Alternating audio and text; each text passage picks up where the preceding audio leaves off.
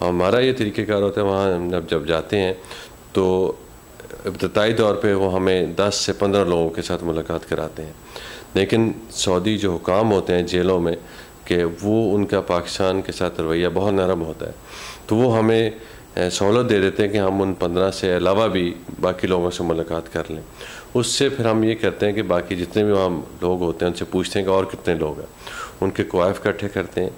اور بعض کا یہ بھی ہوتا ہے کہ اس میں مشاہدہ ٹھیک ہے، سزا پوری ہو گئی لیکن ابھی تک جیل میں ہے، اس کی وجہ یہ کہ نظام سمجھنا چاہیے۔ وہ کیس جب باقاعدہ واپس اسی تھانے میں جاتا ہے جس تھانے میں پہلی ایف آئی آر درج ہوئی تھی، پھر وہ تھانے سے ہوتا ہوا جاتا ہے گورنر کے پاس۔ اس میں 2 پہلو ہیں، ایک تو سزا وہ ہوتی ہے جو کہ قاضی نے سنائی ہوتی ہے، دوسری سزا ہوتی ہے جو گورنمنٹ کی طرف سے ہوتی ہے۔ اگر فرض کریں کسی کو 4 مہینے کی سزا ملی ہے، 4 مہینے پورے ہونے کے بعد اس کا کیس متعلقہ گورنر کے پاس جاتا ہے، پھر وہ اس کے اوپر فیصلہ صادر کرتے ہیں کہ آیا اس کے اوپر مزید کو کارروائی ہونی چاہیے کہ نہیں۔ اس لیے اس پروسیس میں وقت لگ جاتا ہے۔ ہماری کوشش ہے، ہم بار بار سعودی حکام کے ساتھ ملتے بھی ہیں، انہیں کہتے بھی ہیں کہ آپ اس پروسیس کو مہینہ پہلے شروع کر دیں۔ اگر اس کسی بندے کی سزا اگلے مہینے ختم ہو رہی ہے تو 1 مہینہ پہلے شروع کر دیں، لیکن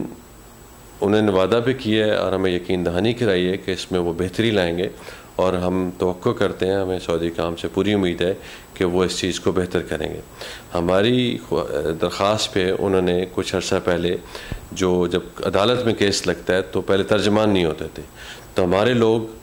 معصومیت میں زبان نہ جاننے کی وجہ سے کافی نقصان ہوتا تھا اور وہ اپنا کیس موقف صحیح طور پر پیش نہیں کر سکتے۔ اب سعودی حکومت نے ہماری درخواست کے بعد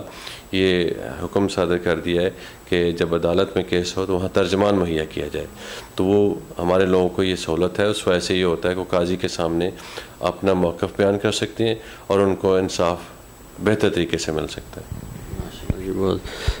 سر یہ نیکسٹ اب حج آ رہا ہے کچھ دنوں بعد، اس حوالے سے کیا اس بار سختی ہے اور کنسٹرکشن ہو رہی ہے حرم کی، تو سعودی گورنمنٹ نے آپ کو کوئی لیٹر ایشو کیا کہ پاکستانی شہریوں کو باز رکھا جائے یا انہیں تنبیہ کی جائے کہ اس سال حج جو غیر قانونی طریقے سے جو لوگ انٹر ہونے کی کوشش کرتے ہیں یا ان کی سزا کے حوالے سے کوئی آپ کو میسج ڈیلیور ہوا؟ یعنی یہ پیغام تو سب کے لیے ہے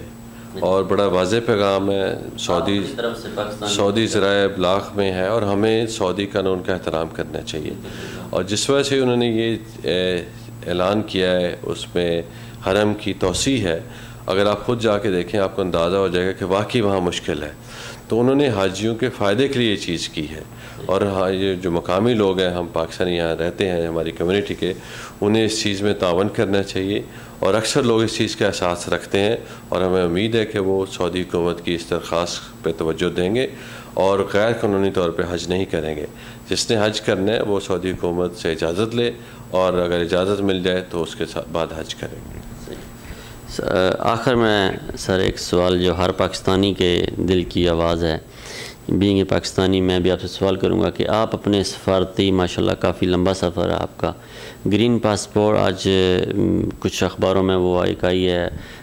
برطانیہ کے ایک اخبار کی رپورٹ آئی ہے کہ دنیا کے 10 بدترین ممالک میں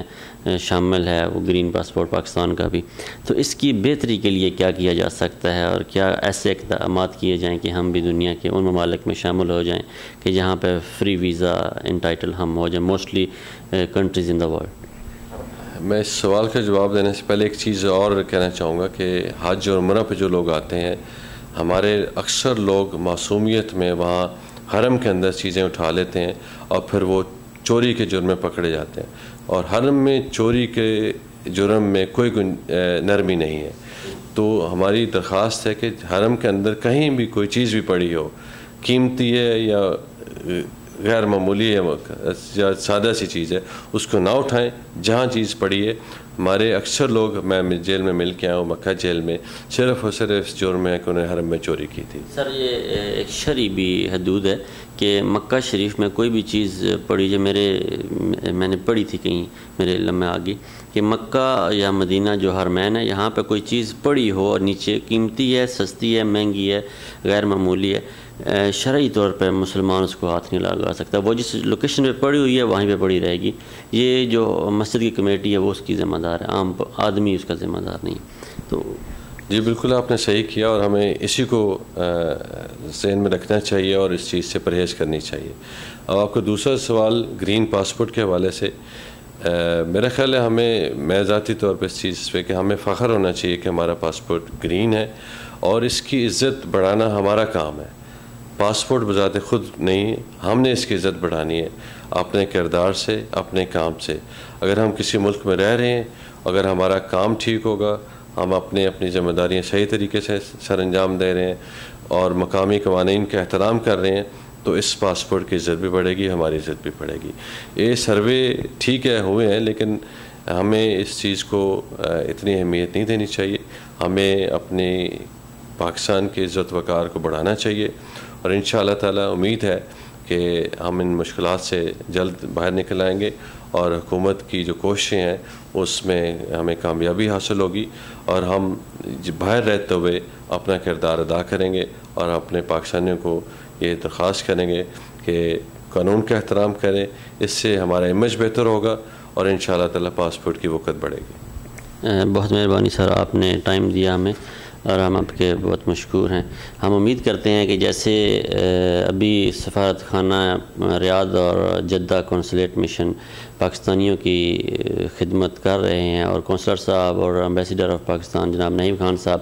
پاکستانیوں کی خدمت کر رہے ہیں, اور جیسے اپنی پوری لگن سے یہ محنت کر رہے ہیں, اور حالات میں کافی ساری بہتری آئی ہے. اس سے پہلے کے جو حالات تھے اور اب کے جو حالات ہیں بالکل مختلف ہیں, اور ماشاءاللہ بہت پروگریسو ان کی اچیومنٹس ہیں. ہم امید کرتے ہیں کہ یہ اسی محنت اور لگن کے ساتھ پاکستان کی خدمت کرتے رہیں گے. بہت مہربانی سر, آپ نے ٹائم دیا. اللہ حافظ. اللہ حافظ.